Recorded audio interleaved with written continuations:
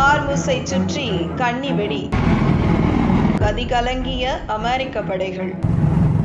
Iran அடித்த எச்சரிக்கை மணி. உலக வர்த்தகத்தின் உயிர் நாடியாகவும் கச்சா எண்ணெய் போக்குவரத்தின் முக்கிய பாதையாகவும் கருதப்படும் ஹார்முஸ் ஜலசந்தியில் தற்போது நிலவி வரும் முட்டுக்கட்டை சர்வதேச நாடுகளிடையே பெரும் கவலையை ஏற்படுத்தியுள்ளது. இந்த ஜலசந்தி வழியாக செல்லும் கப்பல் போக்குவரத்தை மேலாண்மை செய்ய ஓமன் நாடு முன்வைத்த சமமான போக்குவரத்து பகிர்வு என்ற சமரச திட்டத்தை ஈரான் தற்போது திட்டவட்டமாக நிராகரித்துள்ளது. இந்த ஜலசந்தி வழியாக உள்ளே வரும் மற்றும் வெளியேறும் 2 கப்பல் பாதைகளுமே தங்கள் நாட்டின் எல்லைகளுக்கு உள்ளேயே இருக்க வேண்டும் என்றும் அதில் தங்களுக்கு மட்டுமே முழுமையான கண்காணிப்பு அதிகாரம் இருக்க வேண்டும் என்றும் ஈரான் உறுதி காட்டி வருகிறது. ஈரானின் இந்த அதிரடி முடிவை அந்நாட்டு துணை வெளியுறவுத்துறை அமைச்சர் காசிம் உறுதிப்படுத்தியுள்ளார். இது தங்கள் தேசிய பாதுகாப்பிற்கான ஒரு தற்காப்பு நடவடிக்கை என்றும் இதில் எந்த ஒரு 3வது நாட்டின் தலையீட்டையும் அனுமதிக்க முடியாது என்றும் அவர் தெரிவித்துள்ளார். குறிப்பாக தற்போது இந்த பாதையில் கன்னிவெடிகள் வைக்கப்பட்டுள்ளதால் சர்வதேச கப்பல் போக்குவரத்து பெரும் பாதிப்பை சந்தித்துள்ளது. இந்த கன்னிவெடிகளை அகற்றுவதற்கு